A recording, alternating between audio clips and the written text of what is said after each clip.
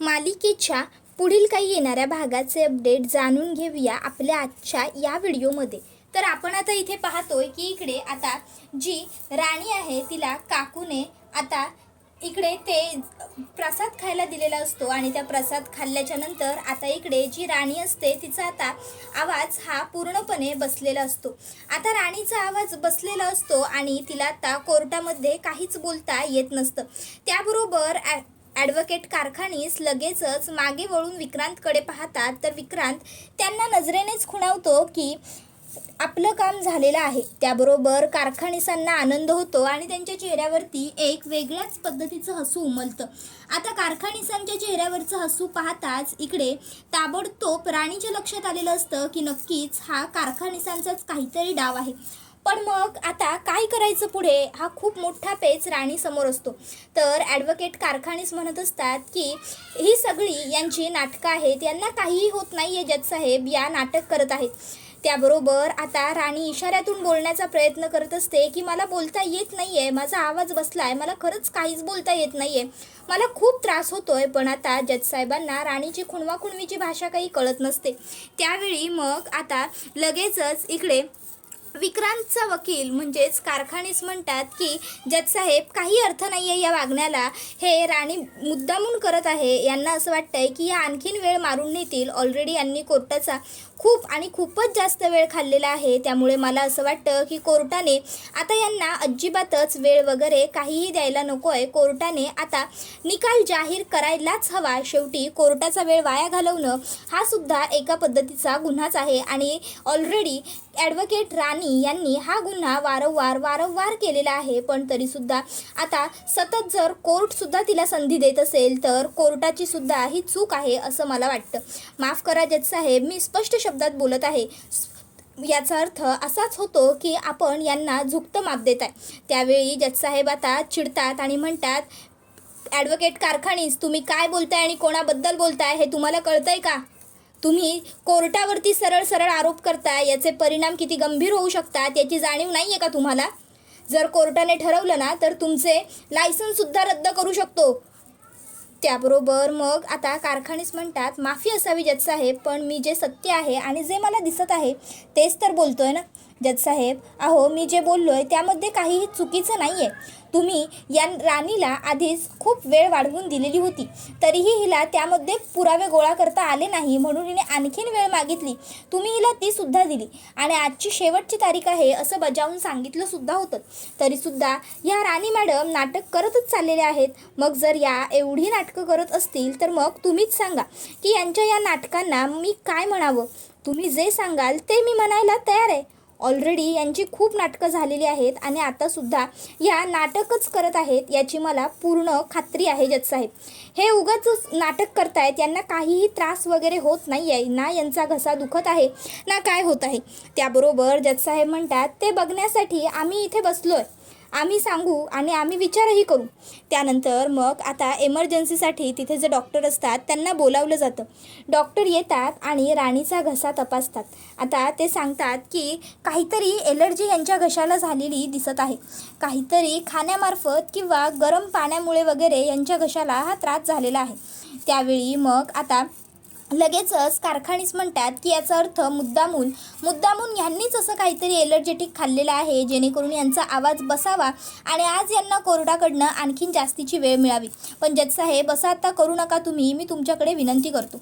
त्याबरोबर आता राणी कोर्टाकडे पेन आणि कागद मागते। त्याबरोबर कोर्ट तिला पेन आणि कागद देतं। राणी त्या पेपरवरती काहीतरी लिहित असते। ती रागाने कारखानीसांकडे आणि विक्रांतकडे एकदाच नजर टाकते, कटाक्षाने रागाच्या त्यांच्याकडे बघते। त्याच्यानंतर मग आता ती ताबडतोब त्या पेपरवरती लिहिते, जज साहेब मला माहिती आहे की मी कोर्टाचा खूप वेळ वाया घालवलेला आहे, पण मी आता पुन्हा एकदा कोर्टाला शेवटची विनंती करते की मला आणखीन थोडा वेळ द्या। मला माहीत नाही माझा आवाज अचानक कसा गेला। जर मला नाटकच करायचं असतं तर मी याच्या आधीच्याच हिअरिंगमध्ये काहीतरी नाटक केलं असतं, पण मी खरोखर काहीही नाटक करत नाही आहे। मला ठाऊकही नाही की माझ्या कंठातून आवाज का फुटत नाही आहे। मी इथे येईपर्यंत माझा आवाज अगदी ठणठणीत होता, व्यवस्थित होता आणि इकडे आल्यानंतर माझा आवाज अचानक गेलेला आहे। मी कोर्टाकडे विनंती करत आहे की माझ्या या त्रासाला उगाच नाटक असं म्हणू नये आणि माझी ही अडचण लक्षात घेऊन मला पुढची तारीख द्यावी. अगदी उद्याची तारीख मिळाली तरीही माझी काही हरकत नाही. माझ्याकडे सगळे साक्षी पुरावे आहेत आणि मला ते कोर्टामध्ये सादरसुद्धा करायचे आहेत. जज साहेबांनी पुरेपूर विचार करावा आणि निर्णय घ्यावा. इंद्रजित यांनी आजपर्यंत कोणालाही त्रास दिलेला नाही. इंद्रजित यांनी आजपर्यंत खूप लोकांची मदत केलेली आहे आणि आज त्यांच्या घराचा प्रश्न आहे आणि जर आज त्यांच्या घराचा प्रश्न सोडवण्यासाठी इकडे मी कमी पडले तर कुठेतरी जाऊन त्यांच्यावरती अन्याय होईल. माझ्यावरती एक वकील म्हणून अन्याय होईल. मी भारतात पहिले आलेली विद्यार्थिनी आहे. जर मला कोर्टात बोलताच येत नसतं तर अर्थात मी पहिली येऊच शकले नसते. त्यामुळे कोर्टाने माझा हा अर्ज, माझी ही विनंती मंजूर करावी अशी मी कोर्टाकडे विनंती करते. मी अशी रिक्वेस्ट लिहित आहे ही. प्लीज. त्याशिवाय डॉक्टरांनी सुद्धा हे निदान केलेलं आहे की माझ्या गळ्याला काहीतरी एलर्जी झाली आहे. जर मला नाटक करायचं असतं तर स्वतःच्या जीवाला त्रास देण्याची मला काय गरज होती. मी असंच मला बोलता येत नाही आहे असं सुद्धा म्हणू शकले असते. पण हे नाटक नाही आहे जज साहेब, खरंच मला त्रास होतो आहे. त्यानंतर मग आता जज साहेबसुद्धा ते पत्र वाचतात आणि ते मोठ्याने वाचून सगळ्यांना दाखवतात आणि म्हणतात, तर राणी यांनी ही जी विनंती केलेली आहे तर ॲडव्होकेट राणी यांची ही विनंती आपण ग्राह्य धरतोय आणि आपण त्यांना उद्याचा शेवटचा दिवस देतोय. उद्या काहीही झालं, अगदी काहीही, तरीही कोर्ट निकाल द्यायचं थांबणार नाही आणि कोर्टात निकाल हा होईलच. त्यामुळे ॲडव्होकेट राणी तुमच्याकडे आजचे 24 तास आहेत. तुम्हाला जे करायचं असेल ते तुम्ही करा.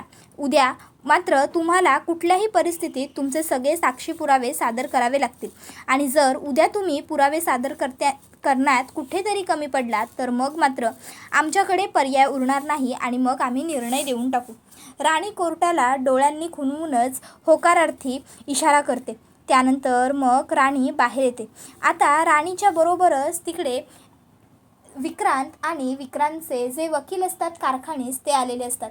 कारखानीस म्हणत असतात, किती नाटकी केली आहेस गं तू आवाज वगैरे जाण्याची. त्याबरोबर मग इंद्राला राग येतो आणि इंद्रा आता खरं तर त्याची कॉलर पकडायला चाललेला असतो. त्यावेळी राणी आता त्याचा हात पकडते आणि त्याला असं काही करू नका हे नजरेने खुणावते. त्याच्यानंतर मग आता राणी इशारे करत असते आणि आता इंद्रजित तिच्या इशाऱ्यांमधून ते सगळं ओळखून बोलत असतो. राणी इशाऱ्यातून बोलत असते, गाढवाने कितीही प्रयत्न केले तरी शेवटी तो गाढवच असतो. सरड्याची धाव शेवटी कुंपणापर्यंतच. यांना काय वाटलं मला बोलता येणार नाही म्हणून मी काही करू शकणार नाही का. पण शेवटी कोर्टाने सुद्धा खरेपणालाच प्रतिसाद देण्याचं ठरवलं आहे आणि म्हणूनच कोर्टाने आम्हाला मुदत वाढवून दिली. जरी आज मला बोलता येत नसलं ना तरीसुद्धा उद्या मला नक्कीच बोलता येणार आहे आणि उद्या जेव्हा माझा आवाज परत येईल तेव्हा मी तुम्हाला सोडणार नाही आहे. नाही जर एकेकाला चांगली जन्माची अद्दल घडवली तर माझंसुद्धा नाव राणी नाही. त्याबरोबर मग आता कारखानीस म्हणतात की ही माझ्या आयुष्यातली 100वी केस आहे जिच्यानंतर मी रिटायरमेंट घेणार आहे. त्यामुळे ही केस तर मीच जिंकणार. त्यावर आता राणी इशाऱ्याने पुन्हा इंद्रजितला सांगते, ही माझ्या आयुष्यातली माझ्या करिअरच्या सुरुवातीची पहिली केस आहे. त्यामुळे ही केस तर मी सुद्धा नाही हरणार. त्याबरोबर मग आता लगेचच इंद्रजित हे त्या लोकांना सांगतो. त्यानंतर राणी इंद्राला इशाऱ्यात खुणावते. मग इंद्रा त्यांना सांगतो की बघूया तुमच्या शेवटाचा शेवट गोड होतो की राणीच्या सुरुवातीचा आनंद उत्तम ठरतो आणि गोड होतो. त्याबरोबर मग आता कारखानीस राणीला खुन्नस देतात आणि तिकडनं जातात.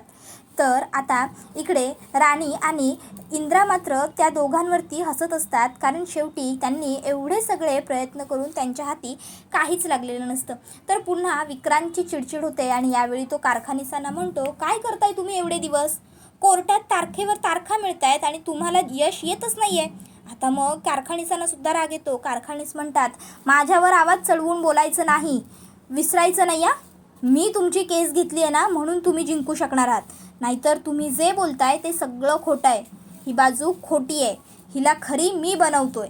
त्याबरोबर मग आता तिकडे त्या दोघांमध्येच वाद पेटतो, कारण आता विक्रांत त्यांना म्हणतो मी पैसे फेकतोय म्हणून तुम्ही केस लढताय, समजलं ना. आता दोघंजणं भांडतच राहतात आणि हा व्हिडिओ इथेच संपतो. व्हिडिओ आवडला असेल तर व्हिडिओला लाईक करा, चॅनलवर नवीन असाल तर चॅनलला सबस्क्राईब करा. धन्यवाद.